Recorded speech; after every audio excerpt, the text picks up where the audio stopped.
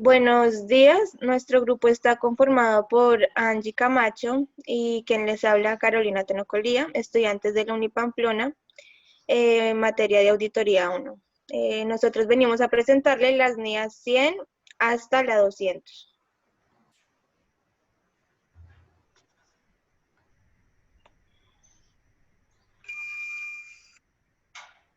¿Qué son las NIAs? Bueno, conocemos las normas internacionales de auditoría, se refieren a estándares o reglas profesionales que tratan con las responsabilidades del auditor al realizar la inspección o la auditoría financiera. Em, es decir, que son un conjunto único de estándares que se aplican a las auditorías para todas las organizaciones, como componente básico, los cuales son indispensables para cualquier auditor independiente.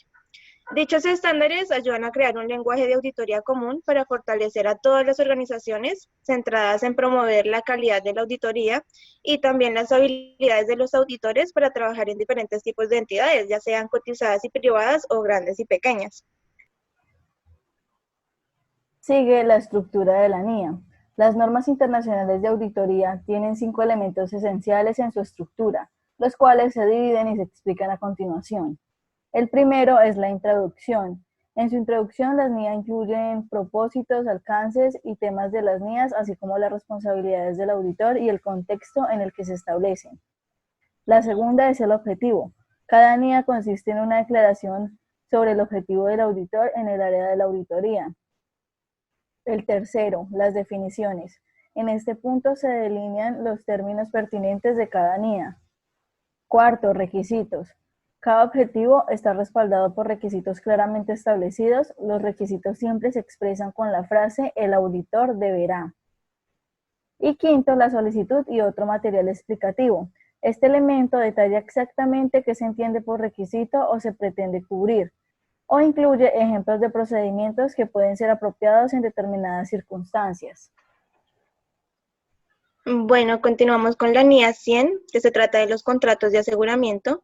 Esta norma internacional sobre contratos de aseguramiento es utilizada normalmente para plantear los objetivos ya definidos. Es decir, establece los principios básicos y los procedimientos esenciales para los contadores públicos en la práctica independiente, en relación con el desempeño de contratos que tienen la intención de proveer un nivel alto de seguridad. Sin embargo, pues esta norma no provee los principios básicos ni los procedimientos esenciales de los contratos que tienen la intención de proveer pues un nivel moderado de seguridad. Lo que podemos decir en conclusión de esta NIA es que pues proporciona un marco conceptual global dirigido a los trabajos de aseguramiento que tienen la intención de proveer un nivel de seguridad ya sea alto o moderado.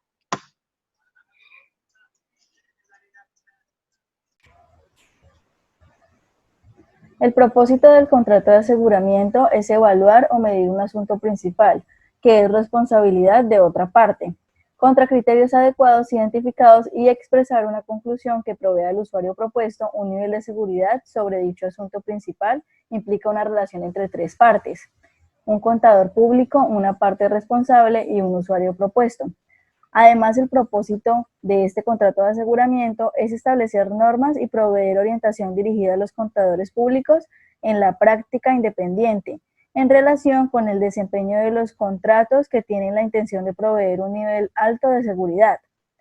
Además, actuar como un marco conceptual para el desarrollo por parte del Comité Internacional de Prácticas de Auditoría, IAPC, de normas específicas para tipos particulares de contratos de aseguramiento.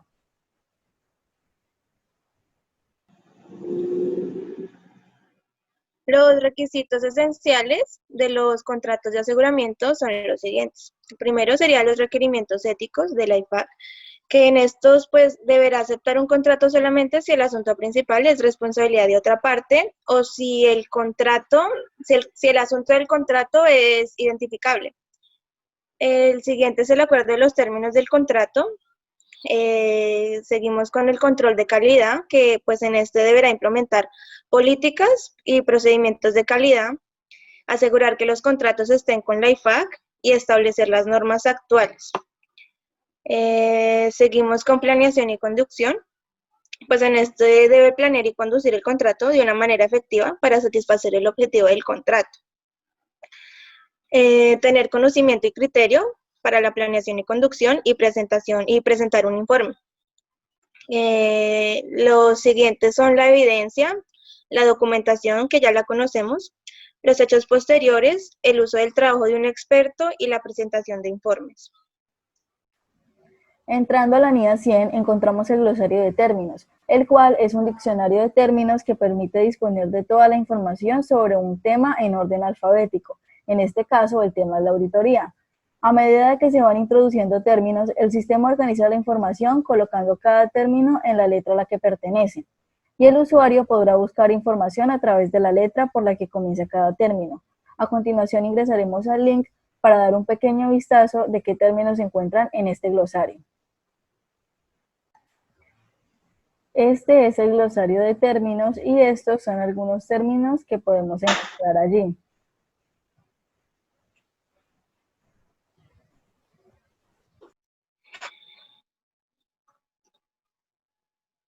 NIA 120, marcos de referencias de NIAs. En esta NIA, el Comité Internacional de Prácticas de Auditoría ha sido autorizado a emitir las normas internacionales de auditoría. El propósito es describir el marco de referencia dentro del cual se emiten las NIAs en relación a los servicios que pueden ser desempeñados por los auditores. En el marco conceptual para los informes financieros, pues los estados financieros ordinariamente son preparados y presentados anualmente y están dirigidos hacia las necesidades comunes de información de un amplio rango de usuarios.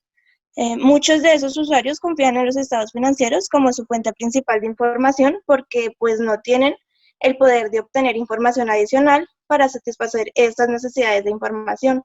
Así, pues los estados financieros necesitan ser preparados de acuerdo con una o la combinación de las NIC, que son las normas internacionales de contabilidad, las normas nacionales de contabilidad y algún otro marco conceptual. Bueno, el marco conceptual para auditoría y servicios relacionados. Este marco nos habla de la auditoría de servicios relacionados, que comprende las revisiones, los procedimientos convenidos y las compilaciones. Según se ilustra en el diagrama siguiente, las auditorías y revisiones son diseñadas para hacer posible que el auditor proporcione niveles altos y moderados de certeza, respectivamente, usándose tales términos para indicar su jerarquización comparativa. Auditoría. El objetivo de una auditoría de estados financieros es hacer posible que el auditor exprese una opinión sobre si los estados financieros están preparados respecto a todo lo sustancial, de acuerdo con un marco conceptual para informes financieros identificados. La opinión del auditor enriquece la credibilidad de los estados financieros al proporcionar un alto, pero no absoluto nivel de certeza. La absoluta certeza en auditoría no es obtenible, como un resultado de factores tales como la necesidad de ejercer juicio, el uso de pruebas, las limitaciones inherentes de cualquier sistema de contabilidad y de control interno. Bueno, de acuerdo a los servicios relacionados, la revisión de estados financieros es hacer posible a un auditor declarar si sobre la base de los procedimientos que nos proporcionan toda la evidencia que sería requerida en una auditoría, algo ha surgido o ha llamado la atención del auditor que hace que el auditor crea que los estados financieros no están preparados, de acuerdo con un marco de referencia para informes financieros. Aunque el auditor trata de darse cuenta de todos los asuntos de importancia, los procedimientos de una revisión hacen que el logro de este objetivo sea menos probable que en un trabajo de auditoría. Así que el nivel de certeza provisto en un informe de revisión es correspondientemente menor que el dado en un dictamen de auditoría. En los procedimientos convenidos, es un trabajo para realizar procedimientos convenidos. Un auditor es contratado para llevar a cabo dichos procedimientos de naturaleza de auditoría, sobre los que el auditor y la entidad y cualquier otra tercera parte haya convenido y informado sobre los resultados actuales. Los destinatarios de este informe deben formarse sus propias conclusiones a partir del informe que ha entregado el auditor. Las compilaciones. En el trabajo de compilación, el contador es contratado para que use los conocimientos contables en oposición a los conocimientos de auditoría para obtener, clasificar y resumir información financiera. Estos procedimientos empleados no pretenden y no hacen posible que el contador exprese ninguna certeza sobre la información financiera. Sin embargo, los usuarios de la información financiera que se recogió derivan algún beneficio como resultado de la participación del contador, porque el servicio ha sido desempeñado con la debida habilidad del profesional y que ha tenido cuidado. Entramos a la NIA 200, que son los objetivos generales del auditor independiente y la realización de una auditoría de acuerdo con los estándares internacionales de auditoría. El alcance de esta NIA son las responsabilidades generales del auditor independiente cuando realiza una auditoría de estados financieros de acuerdo con las NIAs. Los objetivos generales del auditor son: obtener seguridad razonable acerca de si los estados financieros tomados en su conjunto están libres de declaración equívoca, material, ya sea debido a un fraude o a un error. Otro objetivo general del auditor es reportar sobre los estados financieros y comunicarse tal y como sea requerido por las NIA de acuerdo con los hallazgos del auditor. Bueno, los requerimientos para que el auditor pueda lograr los objetivos son: el primero es que el auditor tiene que cumplir con los requerimientos éticos, incluyendo los que corresponden a la independencia relacionados con los compromisos de auditoría del estado financiero.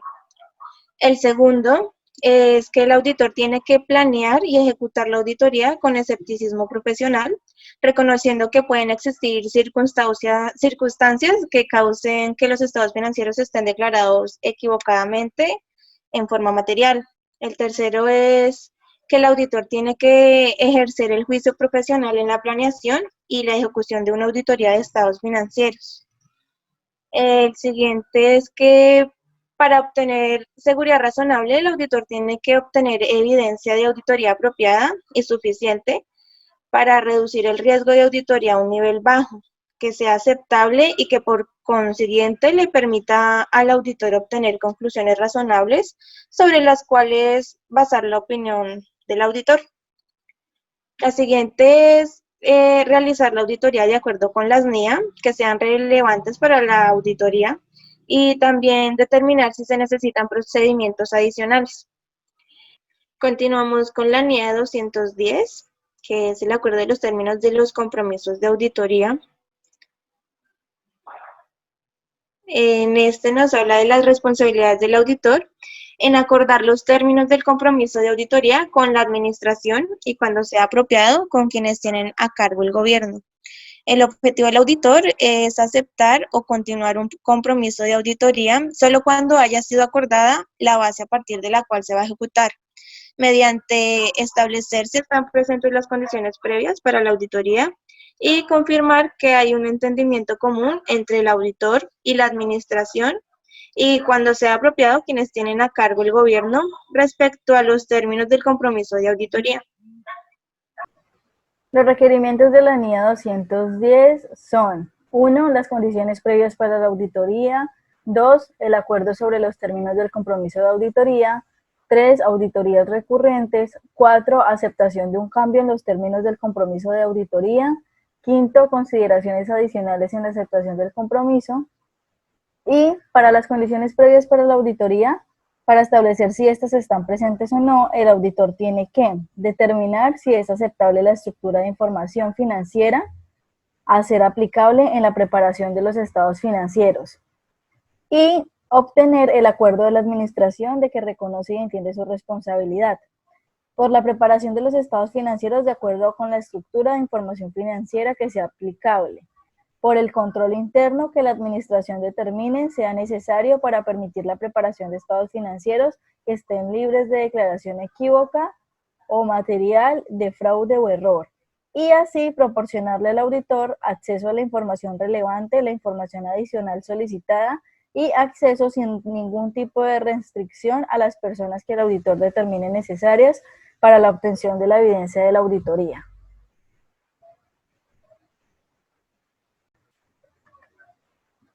Entrando a la NIA 220, la cual es del control de calidad para una auditoría de estados financieros, esta NIA se refiere a las responsabilidades específicas del auditor en relación con los procedimientos de control de calidad para la auditoría de estados financieros, También aborda, cuando sea aplicable, las responsabilidades del revisor del control de la calidad del compromiso. El objetivo del auditor es implementar procedimientos de control de calidad a nivel de compromiso que le proporcionen al auditor seguridad razonable de que se cumplan los siguientes aspectos. El auditor cumple con los estándares profesionales y con los requerimientos legales y regulatorios aplicables, y que el reporte emitido por el auditor es apropiado en las circunstancias. Bueno, los requerimientos de la NIA 220 son los siguientes. El primero es que el socio del compromiso tiene que asumir la responsabilidad por la calidad general de cada compromiso de auditoría al cual el socio se ha asignado. El segundo, pues ya lo mencionaremos anteriormente, son requerimientos éticos relevantes. El tercero es la aceptación y continuación de las relaciones con el cliente y de los compromisos de auditoría. En este, el socio del compromiso tiene que estar satisfecho de que se han seguido los procedimientos apropiados y determinar que las conclusiones alcanzadas en este sentido sean apropiados. El cuarto es la asignación de los equipos del compromiso, que el socio pues tiene que estar satisfecho de que el equipo del compromiso y cualquier experto del auditor que no haga parte del equipo tiene la competencia y la capacidad apropiada para ejecutar el compromiso de auditoría y permitir que se emita el reporte del auditor que sea apropiado en las circunstancias. El quinto es la ejecución del compromiso anteriormente mencionado, el sexto es un monitoreo y el séptimo es la documentación. Bueno, seguimos con la NIA 230, que es la documentación de la auditoría. Es responsabilidad del auditor preparar la documentación de auditoría para una auditoría de estados financieros. El objetivo del auditor es preparar esta documentación que proporcione un registro suficiente y apropiado de la base del reporte del auditor, una evidencia de que la auditoría fue planeada y ejecutada de acuerdo con la NIA y los requerimientos legales y regulatorios aplicables. Bueno, los requerimientos de la NIA 230 son tres. El primero es la preparación oportuna de la documentación de auditoría. El segundo es la documentación de los procesos de auditoría aplicados y de evidencia de auditoría obtenida. Y el tercero es el ensamble del archivo final de auditoría. La documentación de auditoría sirve a una serie de propósitos originales que incluyen los siguientes. El propósito con ayudar al equipo a planear y ejecutar la auditoría. Ayudar a los miembros del equipo responsables por la supervisión a dirigir y a superar el trabajo de auditoría, así como también a descargar sus responsabilidades de revisión. Otro propósito es permitir que el equipo del compromiso sea responsable por su trabajo. Otro, mantener un registro de las materias de importancia continuada para las auditorías futuras. Otro, permitir la realización de revisiones e inspecciones de control de calidad. Y también permite la realización de inspecciones externas de acuerdo con los requerimientos legales, regulatorios o de otro tipo que sean aplicables. Bueno, vamos con la NIA 240, que son las responsabilidades del auditor en relación con el fraude en una auditoría de estados financieros. Entonces, esta norma presenta las responsabilidades del auditor con respecto al fraude y explica cómo deben aplicarse las normas de auditoría 315 y 330 para el manejo de riesgos de errores de importancia relativa. También da una guía al auditor para proceder y qué procedimientos debe aplicar cuando se encuentran situaciones que son motivo de sospecha o se determina que hay fraude. Todos sabemos que unos estados financieros fraudulentos pueden hacer que una persona interesada en los estados financieros tome decisiones erradas. Como ejemplo, tenemos unos estados financieros en donde se muestran utilidades cuando en realidad la compañía está generando pérdidas significativas. Y esto puede hacer que un tercero decida invertir en una compañía o que un banco apruebe un crédito a una compañía pues que no tiene utilidades. Los requerimientos de la NIA 240 son 11. El primero es el escepticismo profesional. El segundo, la discusión entre los miembros del equipo del encargo. El tercero, los procedimientos de valoración de riesgos y actividades relacionadas. El cuarto, la identificación y valoración de los riesgos de incorrección material debido a fraude. El quinto, las respuestas a los riesgos valorados de incorrección material debido al fraude. El sexto, evaluación de la evidencia de auditoría. Séptimo, imposibilidad del auditor para continuar con el encargo. Octavo, manifestaciones escritas. Noveno, comunicaciones a la dirección y a los responsables del gobierno de la entidad. 10, comunicaciones a las autoridades reguladoras y de supervisión. Y 11, documentación. Seguimos con la NIA 250, que es la consideración de leyes y regulaciones en una auditoría de estados financieros. Esta NIA trata de la responsabilidad que tiene el auditor de considerar las disposiciones legales y reglamentarias en la auditoría de estados financieros. La administración es responsable de asegurar que las operaciones de la entidad se realizan de acuerdo a las leyes y regulaciones pertinentes. Para esto pueden llevar a cabo procedimientos y políticas que requieran necesarias para garantizar el cumplimiento de las mismas, como lo son monitoreo, sistemas de control y códigos de conducta. El auditor debe obtener suficiente y apropiada evidencia de que los estados financieros cumplen a cabalidad con las leyes y regulaciones, y estar atento a cualquier error material en los estados financieros que indique el incumplimiento de las leyes. Es importante mencionar que el auditor no es responsable de prevenir cualquier incumplimiento de las leyes o regulaciones. Esto es responsabilidad de la administración. Requerimientos de la NIA 250. Primero, al obtener conocimiento de la entidad y de su entorno, el auditor adquiere un conocimiento general del marco normativo y aplica a la entidad y al sector en el que opera, y también el modo en que la entidad cumple con dicho marco. El segundo es: el auditor obtendrá evidencia de auditoría suficiente y adecuada con respecto al cumplimiento de las disposiciones legales y reglamentarias, que de forma generalmente admitida tienen un efecto directo en la determinación de las cantidades e información materiales a revelar en los estados financieros. Por tercer y último requerimiento, tenemos que el auditor aplicará los siguientes procedimientos de auditoría con el fin de ayudar a identificar casos de incumplimiento de otras disposiciones legales y reglamentarias que puedan tener un efecto material sobre los estados financieros. Seguimos con la NIA 260, la cual trata sobre la comunicación con quienes tienen a cargo del gobierno. Esta NIA trata de la responsabilidad que tiene el auditor de comunicarse con los responsables del gobierno de la entidad en una auditoría de estados financieros. Aunque la presente NIA se aplica con independencia de la dimensión o estructura de gobierno de la entidad, su aplicación presenta particularidades cuando todos los responsables del gobierno de la entidad participan en su dirección y en el caso de entidades cotizadas. Esta NIA no establece requerimientos relativos a la comunicación del auditor con la dirección de una entidad o con sus propietarios, a menos que sean a la vez responsables del gobierno de la entidad.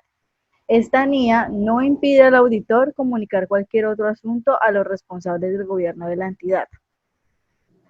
Existen situaciones en que el auditor debe asumir las responsabilidades legales establecidas, situaciones que le prohíben hacer comunicaciones específicas a los encargos del gobierno corporativo cuando se están desarrollando investigaciones o procesos sobre la entidad, y se exige la confidencialidad de la información por parte del autor.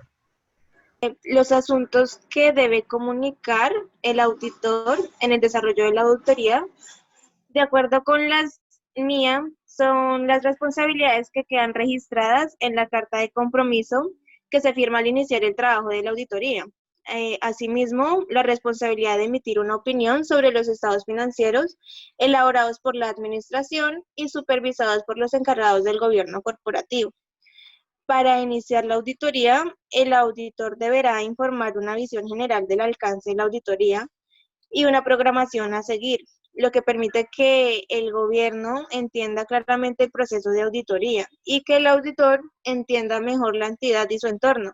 Durante el desarrollo de la auditoría, el auditor deberá comunicar su opinión sobre asuntos de importancia acerca de los estados financieros, así como los asuntos y dificultades que se presentan que requieran de supervisión y análisis del gobierno corporativo de la entidad y hacer las representaciones escritas relevantes.